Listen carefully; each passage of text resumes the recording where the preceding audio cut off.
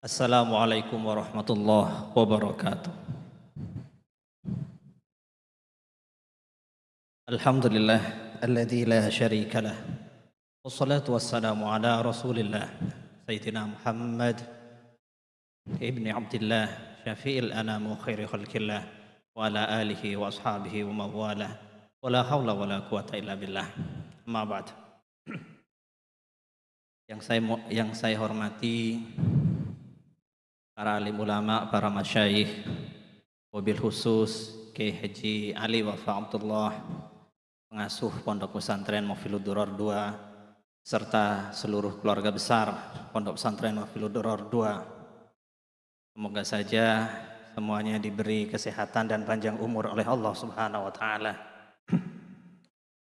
Juga yang saya hormati narasumber kita yang sudah hadir bersama kita malam hari ini, Kiai Idrus Romli dari Pesantren Al-Hujjah Kencong, juga para hadirin dan hadirat yang sudah hadir dalam majelis ini.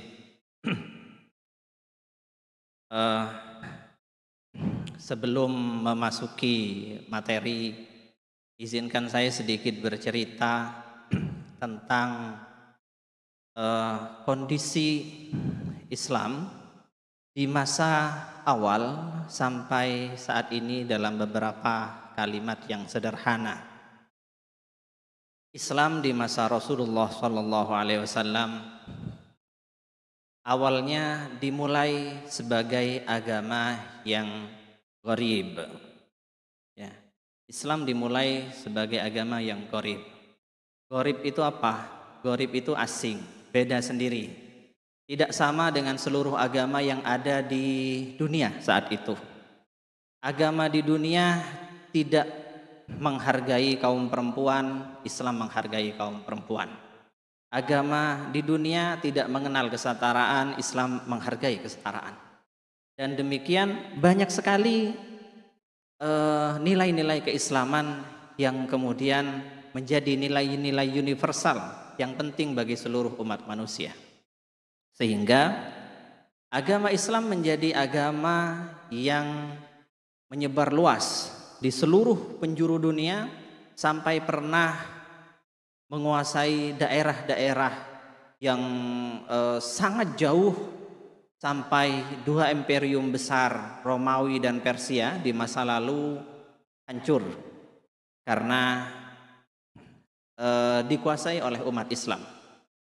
Nah, dari itu berarti satu hal yang bisa kita petik, dakwah Nabi Muhammad SAW adalah dakwah yang berhasil. Ya. Tidak ada dakwah Nabi yang lebih berhasil daripada dakwah Nabi Muhammad SAW. Semuanya sangat berhasil hingga umatnya menjadi umat yang besar. Nah, akan tetapi dalam kebesaran itu Nabi Muhammad SAW memberi satu catatan. Beliau bersabda, wa inna ummati sataftariku ala sintaini wa sab'ina firqah. Umatku ini akan terpecah menjadi 73 golongan. Kulluha finnar illa wahidah. 73 itu semuanya masuk neraka kecuali satu. Berarti 72-nya masuk neraka, hanya satu saja. Siapa yang satu itu? Wahiyah al-jamaah.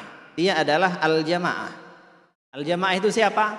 Al-jamaah adalah jamaatul muslimin, kelompok besar kaum muslimin yang tidak neko-neko, yang tidak macam-macam, yang mengikuti langkah dari Nabi Muhammad SAW dan para sahabatnya.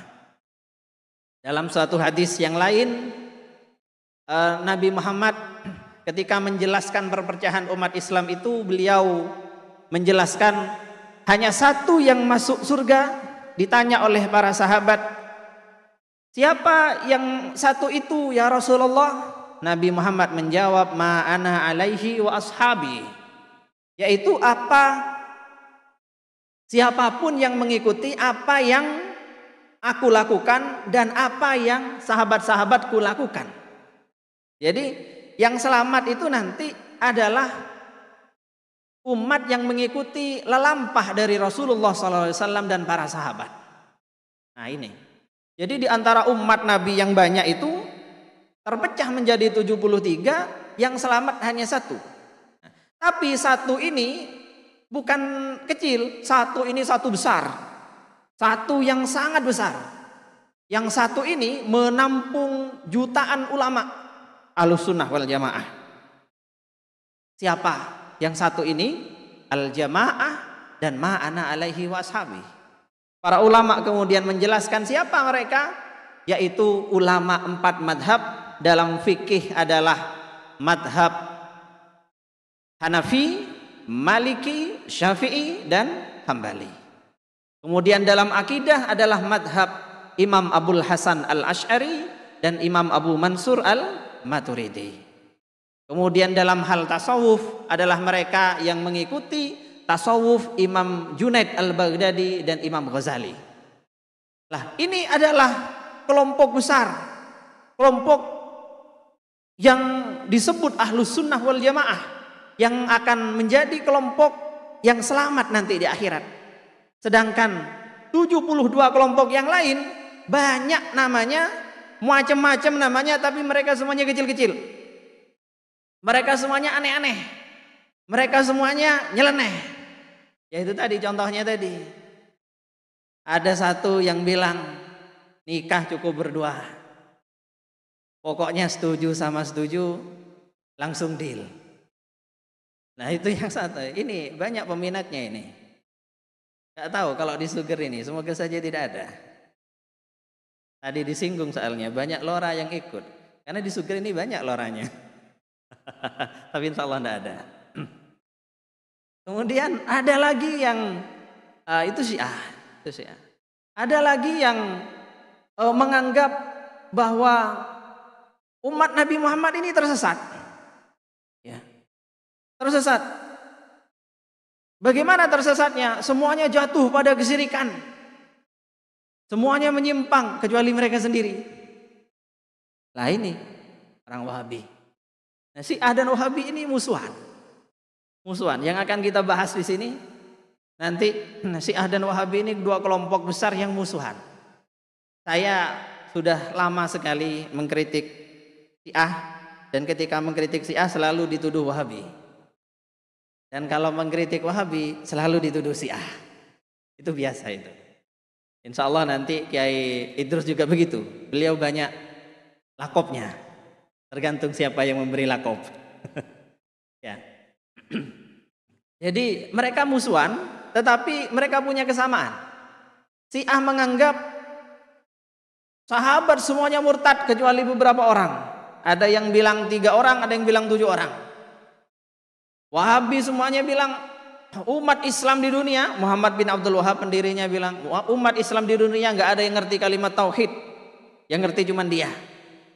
Guru-gurunya pun nggak ada yang ngerti la ilaha illallah, kata dia. Yang ngerti cuma dia.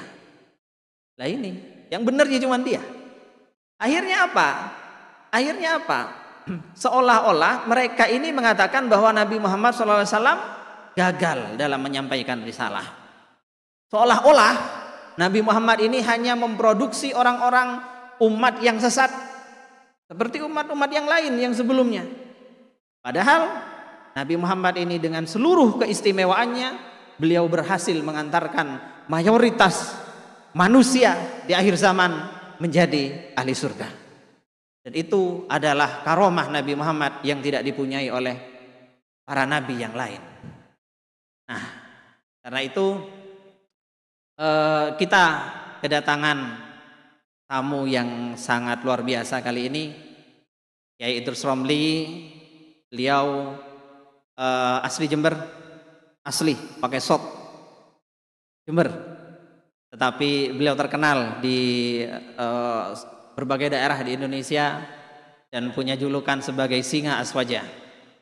Ya, beliau kami dulu sering bersama isi acara bersama Aswaja di berbagai daerah, kira-kira 12 atau 13 tahun yang lalu.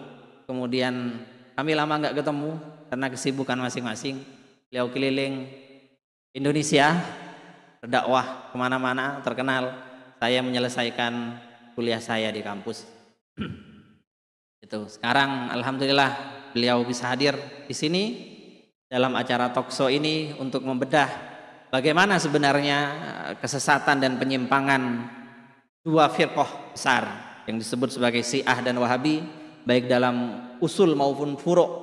Ya, kedua-duanya mempunyai penyimpangan yang nanti insya Allah akan dibedah dengan tuntas oleh Kiai Idrus Romli, senior saya dulu waktu di PCNU dan di Aswaja NU Center Jawa Timur. Ya. Semoga saja acara ini menjadi acara yang diridhai oleh Allah Subhanahu wa taala dan menjadi tambahan ilmu kepada kita semua. Amin amin ya rabbal alamin. Saya kira demikian dari saya, kurang lebihnya mohon maaf sebesar-besarnya.